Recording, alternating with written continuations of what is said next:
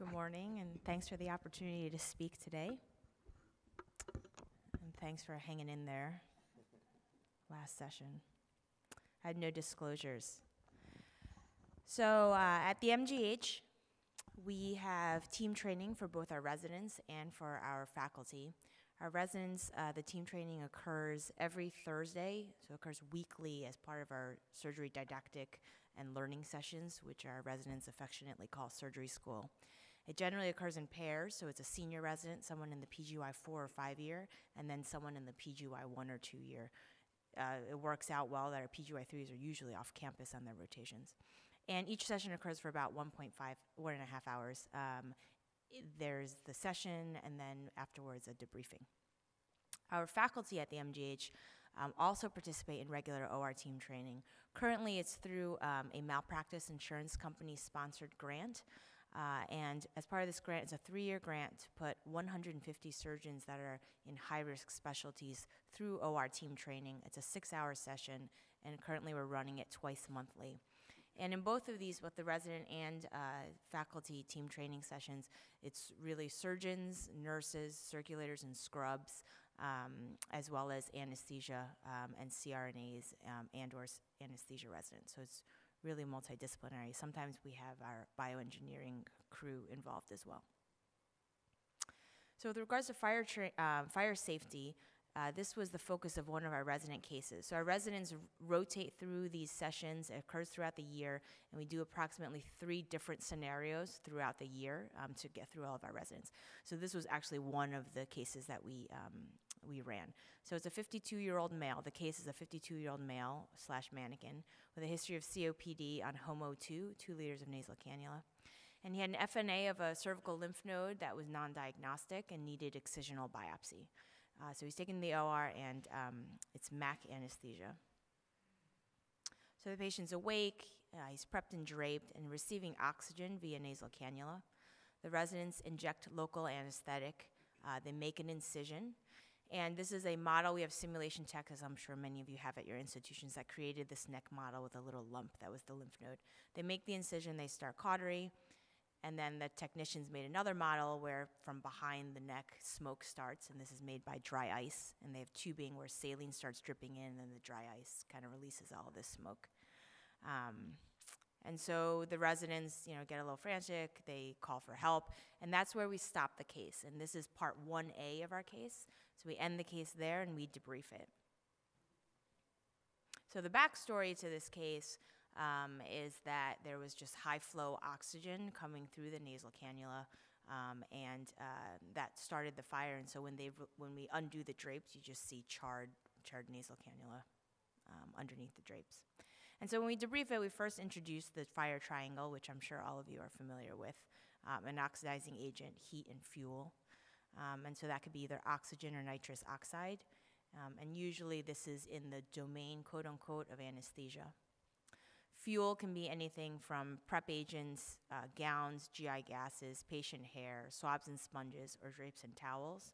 And this is usually largely under the domain of nursing. And heat is all of our electro-surgical devices, laser, fiber optic light source, and defibrillators. And that falls under the domain of surgery.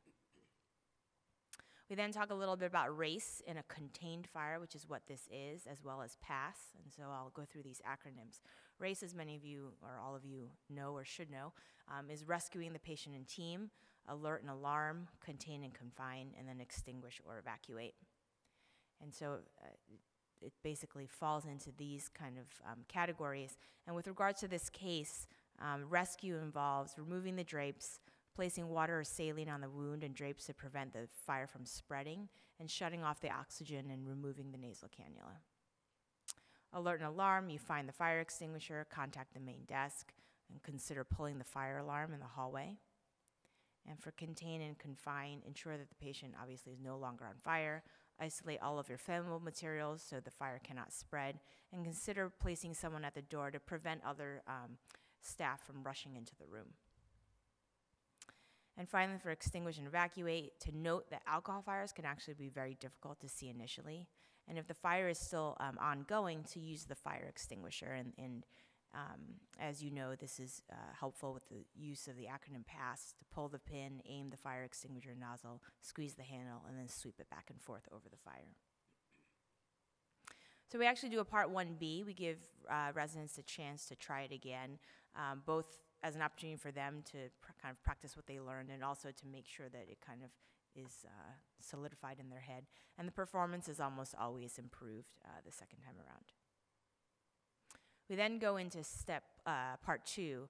So now we tell the residents, you've put out the fire successfully, so what do you want to do? So we first talk about it. Do you want to cancel the case, continue the case?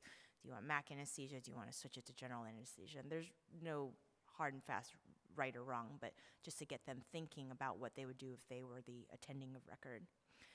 And the story behind this is the drapes were pulled off while they were on fire, and they were accidentally thrown in a trash bag that contained used alcohol prep. And so what the residents see is this, and so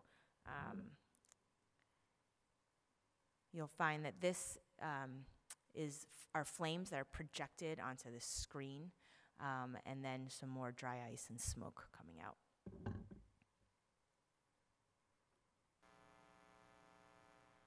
So as the case goes on, most of the residents evacuate the room with the patient, and as we debrief, we ask them, how did you do it? What were the logistics? And we review the location of the O2 shutoff valve, methods of evacuation, whether it's horizontal evacuation or if you have to evacuate through a stairwell, and then race in an uncontained fire, which is what this part 2 is. And so race in an uncontained fire is still race, but some of the specifics under rescue, you want to move faster and move the patient into the hallway. The circulator should probably delegate the task of pulling the fire alarm to someone in the hallway because the circulator probably has a lot of other things to do as well. And also they should call the code red.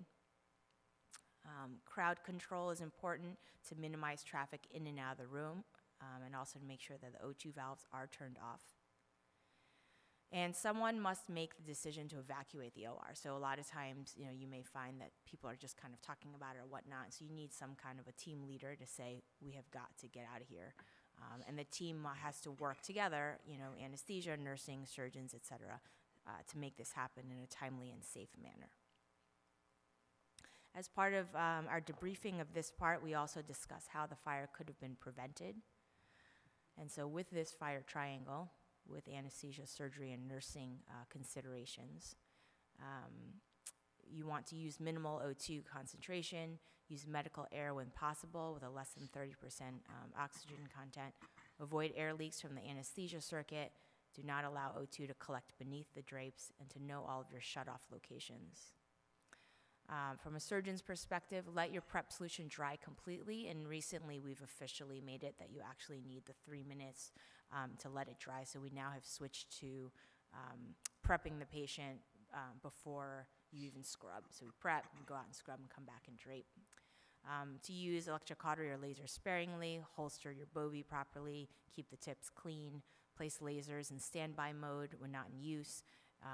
Never lay your fiber optic or headlight source on the drapes, as in laparoscopy, and open all lumens using cold cutting, scissor and scalpel instead of with energy. And finally, from a nursing perspective, consider moistening all swabs and sponges before passing to the surgeon to avoid using alcohol skin prep solutions if possible. Label your solutions in the sterile field, and then wet the patient's hair with aqueous gel. And we also stress to the residents that race is an iterative cycle, so you're constantly thinking about each of these factors. So you always want to be keeping the patient safe and make sure no further staff go into the room. You want to ensure that the fire department is coming as you're going through all of this. Make sure the doors to the OR are closed so that the fire is somewhat contained or compartmentalized. Shut off the gas to the correct operating room, and also be prepared to go into another room as needed. So for the faculty case, we had created this case for the residents, and through the faculty OR team training, we run through 3 sessions in 3 different scenarios in that 6-hour session. So for the cardiac surgeons, we actually made fire one of the 3 sessions. And so in this case, we had the fire start in an adjacent room, and as the surgeons are trying to come off pump, they see flames at the corner of the room with a lot of smoke. So an announcement for those who miss the flames or the smoke, we also make an announcement overhead that there's a fire in the OR. And so the faculty, during the faculty sessions, they have to think about, bagging the patient. Do they come off the pump? Do they stay on the pump? How do they move the pump machine? So it's really interesting because there's this whole extra factor of the perfusionist and the pump that they have to deal with. And moving the patient out of the OR becomes even more challenging. So during our debrief, we review the roles of each specialty. And again, there's no absolute black and white, right and wrong answer, but just to think about these things and to figure out how to do it in the most efficient way possible. It's also interesting during these debriefs with a crew of cardiac surgeons to talk about patient safety versus staff safety and whether or not, if like your room's on fire, who's you're gonna save, et cetera. But we won't go into those ethical and moral details. So the key to OR fire and OR fire safety is that obviously prevention is key. So the OR team has to understand the nature of the hazards and how to minimize the risks. Education is one of the best ways to do this. So, all of our hospitals have JCO programs and other in-hospital programs that help teach OR fire safety. I think the SAGE's FUSE program is also, totally a step in the right direction. And so spreading that information out is very helpful to try to minimize OR fires. So in summary, interdisciplinary team training is an excellent method of teaching a topic like fire safety. It really is a multidisciplinary approach to fire safety. And it's a chance to simulate and practice a relatively rare event. You're able to educate about fire safety and also teach team communication dynamics all in one. And it's an excellent method to meet credentialing requirements, JCO training, or if your hospital has quality and safety activities. And it certainly brings the points really hit home in these sessions versus going through a PowerPoint educational activity or sitting through some conference. Thank you.